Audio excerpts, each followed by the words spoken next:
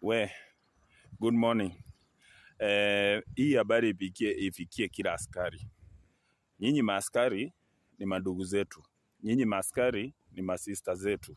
Nyinyi maaskari ni mababa zetu na mababu zetu.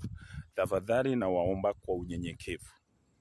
Ikiwa unamjua askari yoyote kwa station yenu, akili si mzuri. Jaribu kuongea na wadosi wenu. Jaribu kuongea na wadosi wenu wasimpange kazi ya maandamano. Tafadhali askari mahali mko. Kama we ni boss wa station yoyote, kama we ni OCS, kama unaona askari is not fit kwenda kwa ground, tafadhali don't send that officer to maandamano. Hawa askari mnatuma kwa maandamano wako na depression. Wanaharibia kikosi yote ya polisi heshima. Wanafanya uhusiano ya askari na raia ikosekane.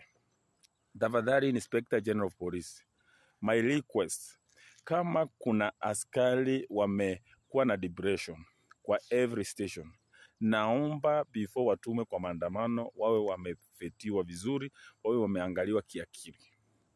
Number 3, askari wote wenye wanakuwa na makeses kwa every police station, tafadhali naomba serikali ya Kenya iweke mikakati ya askari waende watume Mathare Hospital. Waangaliwe akili zao kama siko sawa. Kwa sababu ile kitendo ya jana Tuesday, kwa huyu askari, a normal person, a young man, mwenye hata achawa.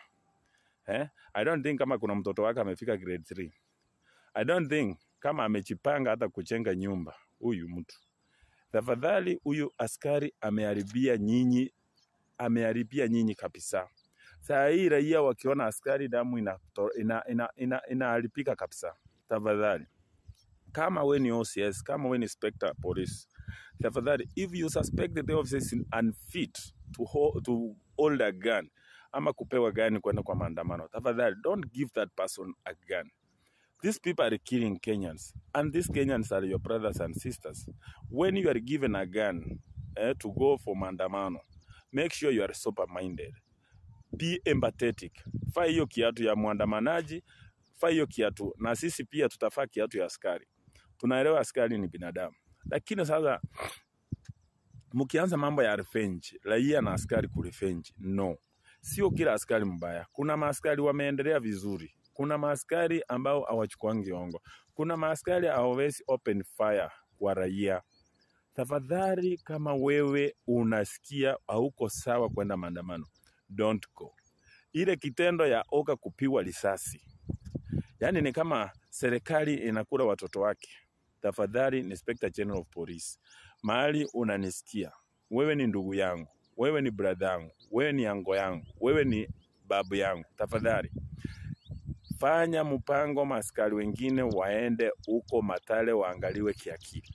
Kwa sababu vitendo tunaona hivi sasa si kawaida. Number 4, askari tumeona mumeprotect goons. Mumeona watu walikuwa wananyang'anywa bure. Mzee mwenye amevaa suti ana mawe ya kuandamana, anatakiwa na watu wa marungu, goons wa Sakaja. Na Sakaja amewaambia anatuma goons. Na nyinyi you are protecting goons. What is the responsibility of askari?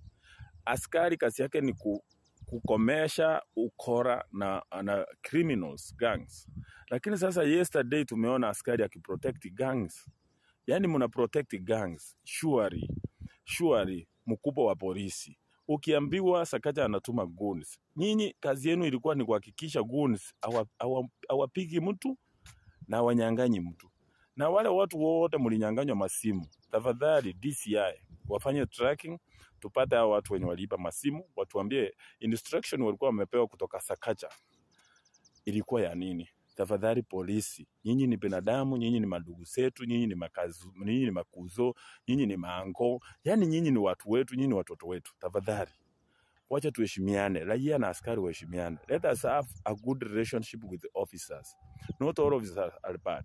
Nimewambia askari wengine wote ni wazuri, lakini hizi takataka zingine zinaharibia askari.